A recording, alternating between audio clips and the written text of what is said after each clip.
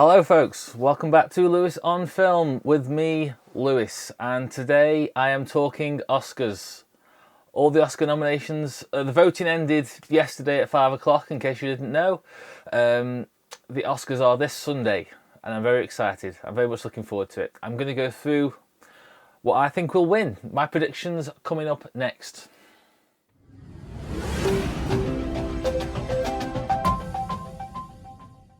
Okay folks, here we go. So I am going to give you my predictions for the Oscars that are going to be announced this Sunday. I'm going through my picks to win now. My earlier predictions of what would be nominated wasn't a million miles away, I don't think. Some of them were more hopeful than not as well, but yeah, here we go. So here I'm going to start with the screenplay categories.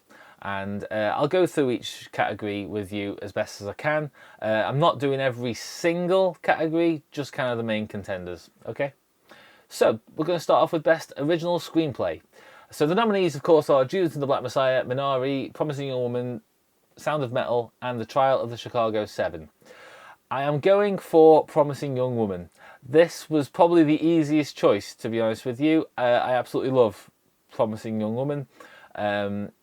I was kind of in the thinking that maybe Trial of the Chicago 7 would take it, but no. Promising Young Woman, Emerald Fennell, she's winning something at the Oscars, I'm certain, and this is the one she's going to win. So yeah, Promising Young Woman, easy choice really. Best Adapted Screenplay. So nominees are Borat subsequent movie film, The Father, Nomadland, One Night in Miami, and The White Tiger. I actually watched The White Tiger last night, not last night, the night before, and really enjoyed it. Not what I was expecting it to be, which was a nice surprise. And yeah, I did really like it. I'm happy to see that it's been nominated for its screenplay quite broadly, so that's really good. One Night in Miami, no, it isn't winning. I'm sorry, it just isn't. The obvious choice here, I think, is Nomadland, because of the closeness to the book it gets to the book. But I personally, I'm thinking that The Father will take it. So that's my pick for this particular category. Adapted screenplay should go to The Father. For a long time, I was thinking maybe Borat subsequent movie film would take it, but I think that's been snubbed too many times now. So yeah, I'm going for Father. Visual effects. I'm really happy to see Love and Monsters up here, because I saw that some months ago. It's on Netflix now. If you haven't seen it, do go check it out. It's really good fun. I was happy to see that there. I haven't seen Midnight Sky yet, if I'm honest with you. It kind of doesn't interest me, but I probably will check it out in the near future, but I haven't seen it. Mulan, fair enough nomination. One and Only Ivan, again, very, very fair nomination. But Tenet's going to win Best Visual Effects, I think. No doubt there. Best sound then. Greyhound would be my personal favourite choice. It was my number 10 in my top 10 of last year, and sound editing and design was all part of it. They've merged the sound categories in the Oscars this year, so it's no longer you get best sound editing and best sound mixing. They're all merged into one now. So best sound in the film in general. Greyhound would have been my personal choice. Mank, fair enough for a nomination, but no, I don't think so. News of the World, again, fair enough, but no. Soul was an interesting one. It made sense the more I thought about it, but I was surprised to see it there. But Sound of Metal, I think, is the one that's going to win. If you haven't seen it, you need to, and you'll easily understand why. But yeah, the Sound of Metal is winning Best Sound, I think. Production design. So I've been sort of saying that Mank is going to probably take this. Tenet's obviously a good contender given how much sort of the industrial look works for it. News of the World certainly being they put you in a Western literally put you in a Western, and it's one of the finest examples of it you'll find. Ma Rainey's Black Bottom, I think, is a very strong contender. The Father, I actually think that is over-considered, quite frankly. Maybe I'm being a bit harsh there, but I don't think The Father did anything special with its production design. I just think it was nicely subtle, which was kind of all it needed to be. So I'm going to stick with Mank. I think I'm probably going to be wrong, but personally I would choose Mank. So I'm sticking with that one. Makeup and hairstyling. So this is frequently often decided, I've noticed in the past, by because it's makeup and hairstyling. It usually goes to the hairstyles that are the biggest, and therefore kind of the British period dramas often win it. So in that regard of the history of the Oscars and what it loves to see, I'd probably say that Emma is the obvious winner here. But Hillbilly Elegy is also up for this. No, I understand why it's got a nod, but no. Pinocchio is an interesting choice. It's great to see that it's up there, but again, it's one of those nominations that you know deserves it, but probably isn't going to win. As good as the makeup in it is. Ma Rainey's Black Bottom, again, this is probably the leading film in that category. For makeup and hair, so if you've seen it, you understand why. With Ma Rainey herself looking quite striking, shall we say that? And then Mank is probably between production design and makeup and all of that jazz. But I don't think there's anything especially brilliant about the makeup in Mank. I just think that everything else around it works nicely. So I'm going to go with Ma Rainey's Black Bottom for makeup and hair. International feature then. So this is a tough one to call because some of these still haven't been released over here for me to watch. I haven't seen Better Days, for example. The Man Who Sold His Skin, I was quite lucky. Fortunately enough, I watched the first half of it and was really enjoying it. I didn't get to see the second half because I genuinely had to be somewhere else and couldn't. And it was only online for a certain length of time after its Oscar announcement. They showed it online briefly, and unfortunately I wasn't able to finish watching it, but I would like to because I was really enjoying it. And Quo Vadis Ida is the weighty subject matter that might play in its favour, but Another Round seems to be the one that everyone's falling in love with. Obviously, Thomas Vinterberg's been nominated for Best Director as well, which usually means it's going to get that category as the history has shown us. So I have seen Another Round, and I do think it's great. I just think that the subject that it's actually talking about carries more weight than what the actual film delivers. But I don't dismiss that it is well done. Best film editing then. So usually there was a kind of seldom hand-in-hand thing that went along with this once upon a time, that the film that won Best Editing would win Best Picture. I don't think that's true anymore. Certainly the last sort of few years that hasn't been the case. But let's have a look. So we've got The Father. I'm going to talk about that in a second. Nomadland, Promising Young Woman, Sound of Metal, and The Trial of the Chicago 7. When I did my predictions for nominees, I said that The Father would be up here with the nomination, and I was right. But now that I've seen The Father, I actually think that I was wrong about that, because as good as the editing is, it's fine. I just think there are a lot of beats in it that are missed, or some of the cuts seem very jarring. Maybe that was the point, and I've just not really understood it. But yeah, I'm immediately dismissing The Father from winning this. Promising Young Woman, again, absolutely fine. Love it. I love it to bits. But no, it's not exceptional editing. It's just fine editing. The Sound of Metal, again, it's winning Best Sound. I'm pretty sure of that. But Best Editing, possibly not. Again, it's fine. Just I think not. The two top contenders here are Chloe Zhao with Nomadland. Obviously, she edited it and directed it and wrote it, so she's got a lot of hands to play in this film. So I would probably say that if she does win it, fair enough.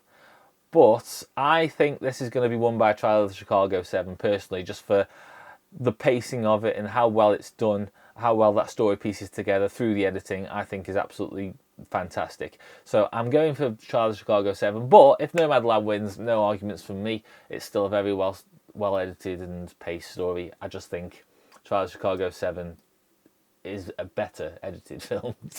That's all you can say, really, isn't it? Moving on then, so we're going to do best costume design next. Again, kind of those grand Victorian costumes, if you like, in Emma. Possibly put it as at the front runner. Mank, the bridesmaid, not the bride, in this particular instance, I think. Again, fine costume design, and maybe I'm underestimating what the Oscars will think of Mank here, but I think not. Mulan, again, worth a mention, but probably not a win. Pinocchio, I don't argue with this whatsoever. I think it's absolutely fine to nominate Pinocchio for this category. I was just surprised when I saw it. So, yeah, I'm going to say no to Pinocchio. So, yeah, it's a tough one. I'm going to go Ma Rainey's Black Bottom again for costume design.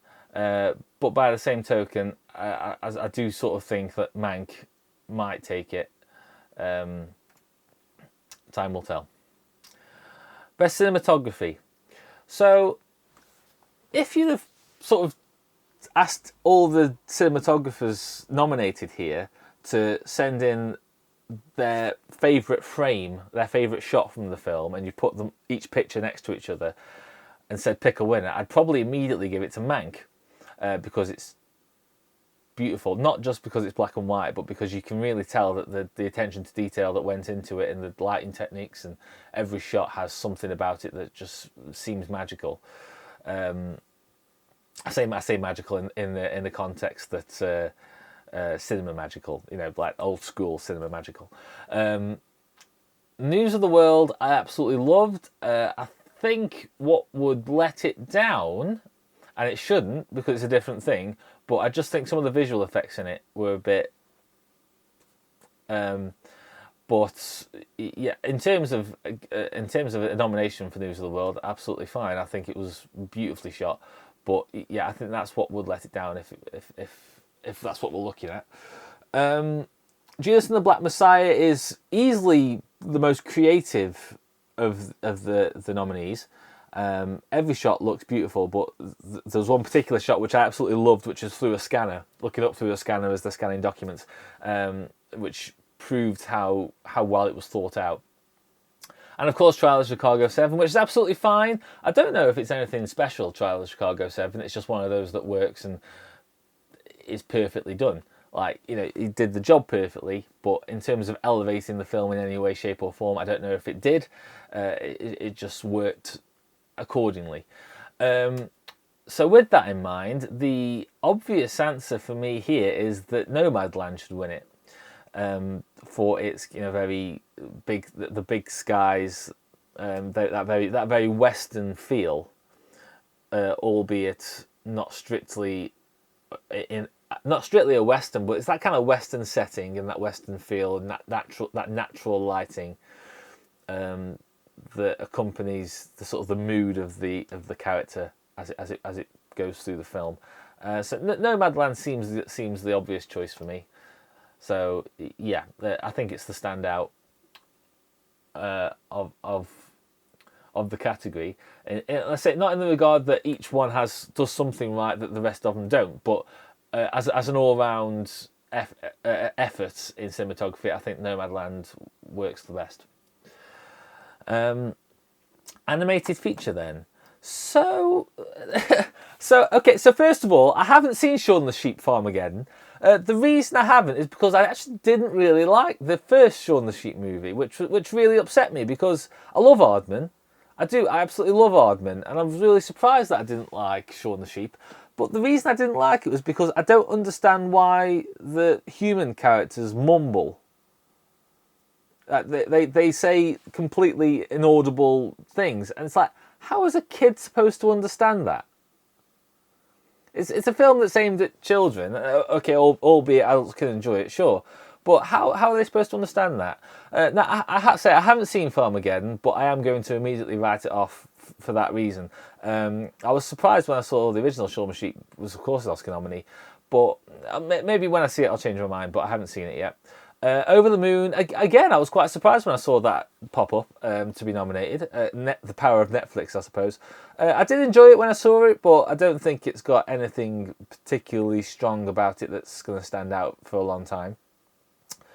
Wolfwalkers is sort of the dark horse here. It could win. The reason I sort of left it out of my predictions, I did predict it would get a nomination, but the reason I left it out of my kind of top 10 predictions of the year and things like that was because I just felt that the score was empty. That it didn't do anything to elevate the film at all, which was a real shame because I did like the film. In terms of voice acting, it's absolutely wonderful. It's one of the best examples you'll ever find. It's a great story, but yeah, it's just lacking in that area of sound for me. I felt that it was really missing. If I was to be the one who had to choose this category, I'd immediately, without any hesitation, say Onward should win. However, Soul is the one to beat for reasons that I think we all know. It is a beautiful film. It really is. However, I must have something against Pete Docter, because I don't think Soul should win. I think Onward should win. But like I said, I also didn't like Inside Out either. I also didn't like Monsters Inc. I'm sorry, okay. No, I'm not the biggest Monsters Inc. fan. I did like Monsters U, however. Love Monsters U. Up, I've got nothing against Up. Just before you all judge me too harshly, I've got nothing whatsoever against Up. I love Up to bits. But Soul, it is going to win, so therefore it is my pick. I just don't think it should win. It didn't hit me as tenderly as I would have liked it to have done. It did hit. I did feel it. I just didn't feel it as much as Soul. As much as Onward left me feeling, and for that reason, I've watched Onwards lots and lots of times since it came out. I've just seen Soul once, and that's probably going to be fine for a while. Okay, so moving on then into the acting categories, and it gets a bit harder and more emotional from here. So, Best Actress in a Supporting Role then. On paper, just looking alone, I'd probably say that the winner here should be Glenn Close for Hillbilly Elegy. What the Razzies were doing nominating her for this is absolutely beyond me. I don't know what's going on there. But she probably won't win for that reason, unfortunately. I want her to win at some point. She's long deserved it. But on paper, I probably want her to win more than she actually deserves to win. But she deserves a nod, because I thought she was great in Hillbilly Elegy. The film itself was possibly a little bit weak, but her performance was absolutely fine. Olivia Colman, I was pleasantly surprised when I watched The Father and saw that they kind of took her character quite very seriously and how the situation affected her. So that was fine. I don't think she's going to win. Maybe she will. She's got an outside chance. She's definitely got a better chance than Amanda Seyfried. Yes, it's a career best, but no.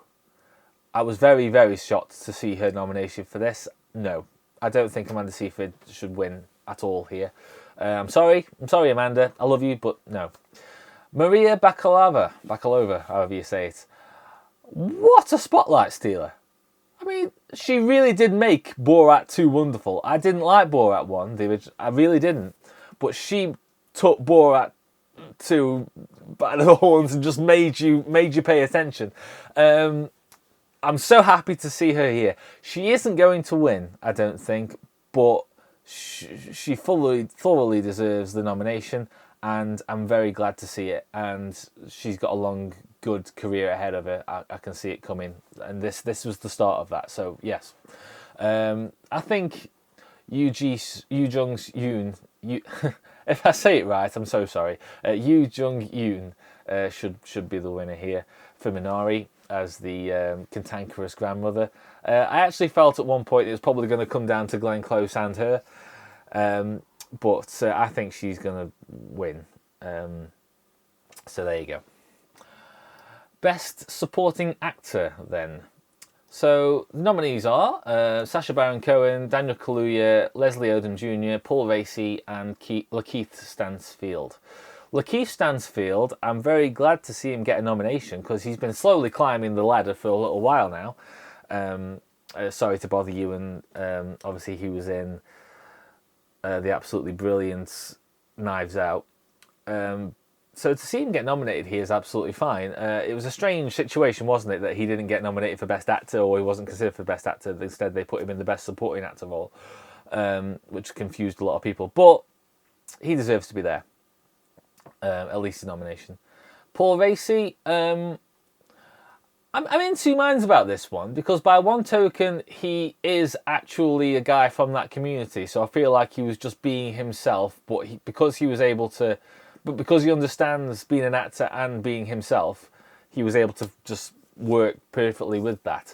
So I don't dismiss his nomination by any means. I think he really did take that film and make it interesting. You know, it made it interesting, that character more interesting for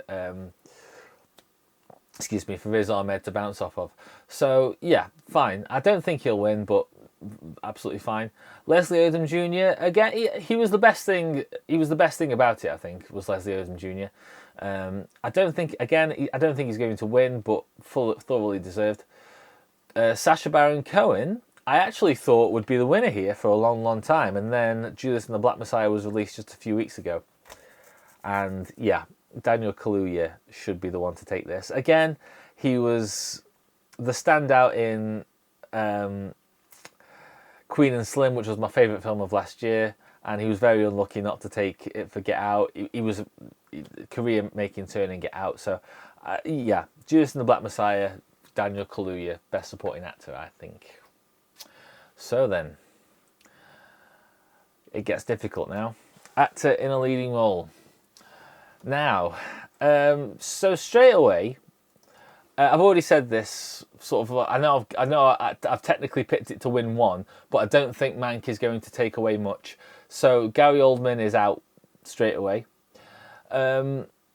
Stephen Ewan, no. I'm very glad he got a nomination because it was a lovely and tender performance, but I just think the film didn't allow him to go any further with that. I said this at the time, kind of the film chooses a middle ground to ending. It doesn't pick sort of one extreme or the other, which doesn't let Stephen Ewan have that kind of big grand ending, which a lot of people might have tipped him further for had it been there. But so no, I think he's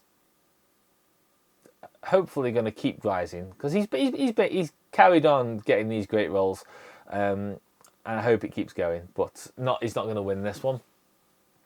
Riz Ahmed, again, I keep saying that I'm a massive fan of Riz Ahmed. I'm really, really happy that he's been nominated. Really happy to see him in films like this.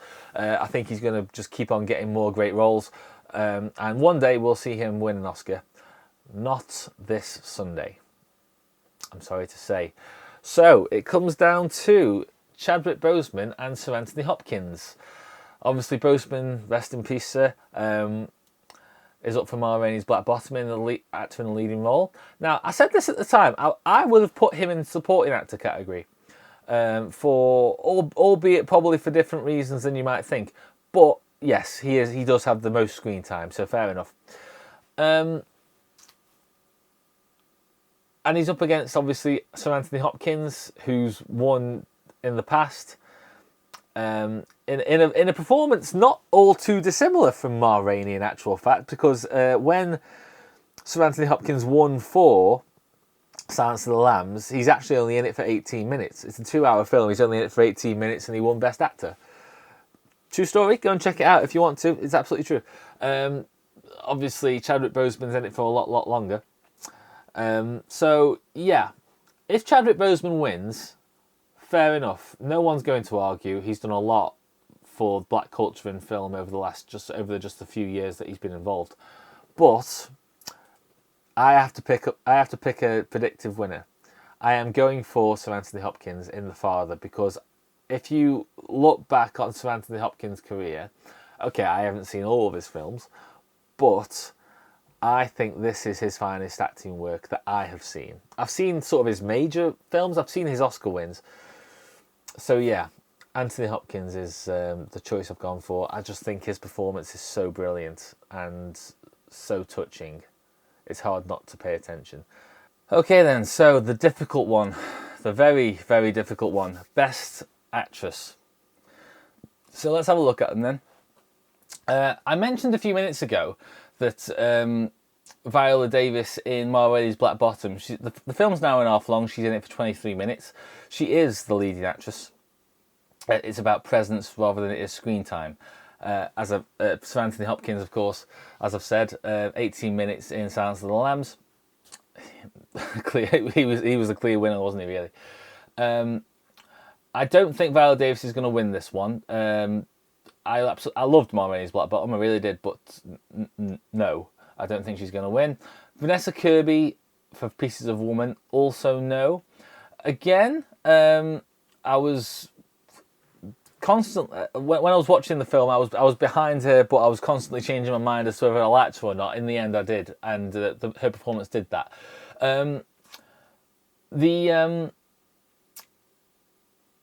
The nomination's absolutely fine. She's proven her acting chops now, and her time will come, but not now. There you go. Frances McDormand in Nomadland then. So, I want to say that she's the easy choice here, because again, she's so reliable. It's a tender performance. It's a nuanced performance, of course it is. But it's about somebody who wants to escape society and is constantly running away from it, and that sort of human connection.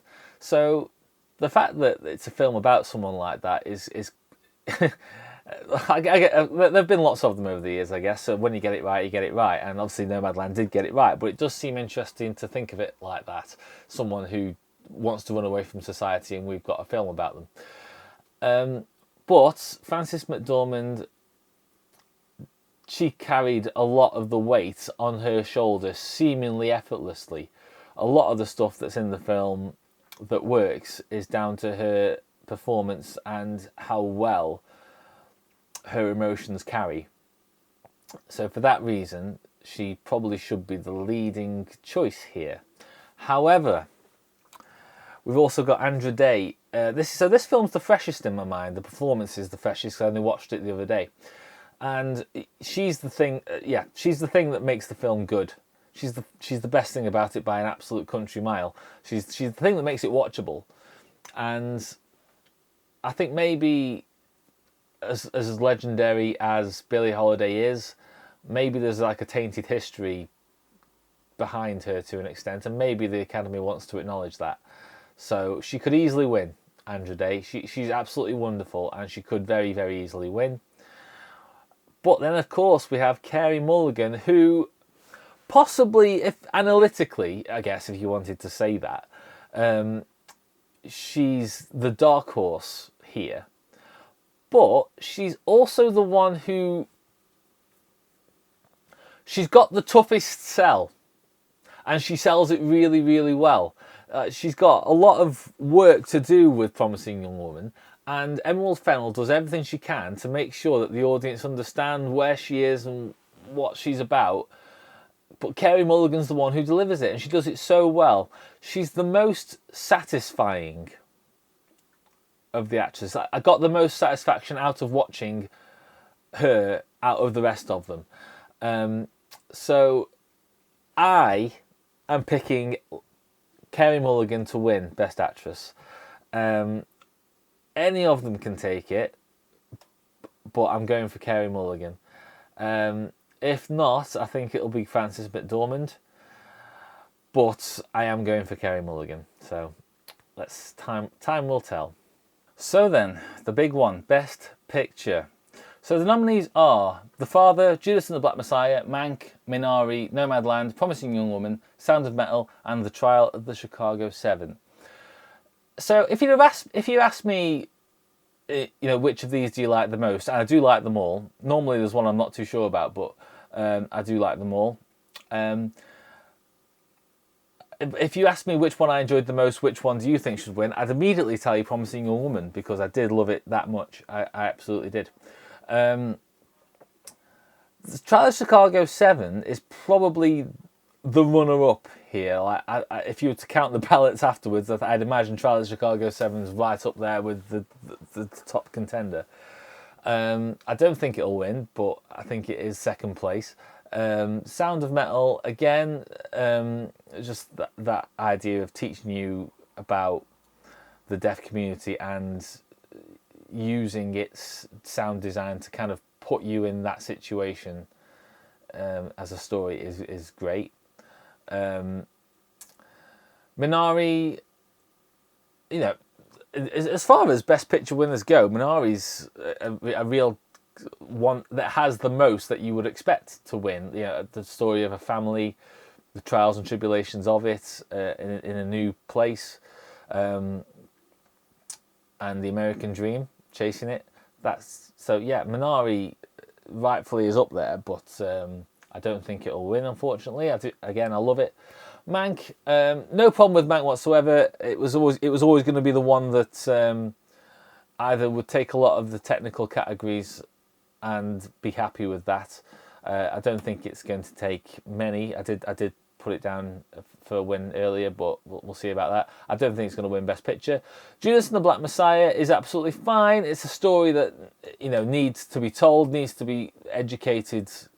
It's an educational story that needs to be told, and I don't think it's going to win again, but its importance is there to be seen.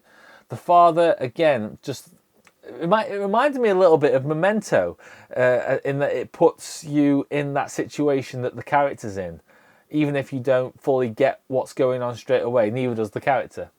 It's hard for them to grasp it. You can't quite grasp it, but the film does its absolute best of putting you in that situation, and it does a really good job of it.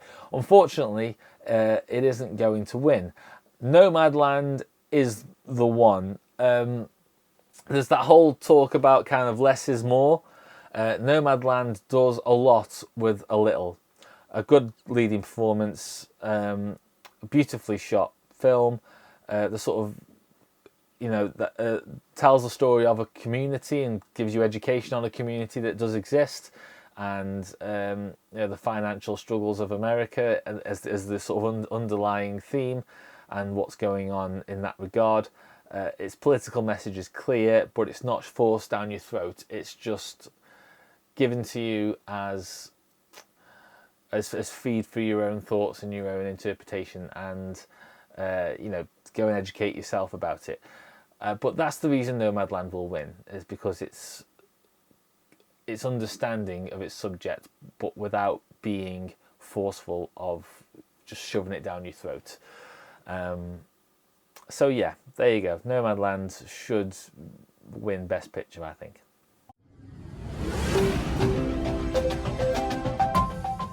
So there you go, folks. They are the Oscar predictions as far as I'm concerned. I'm fascinated to know how many I get right.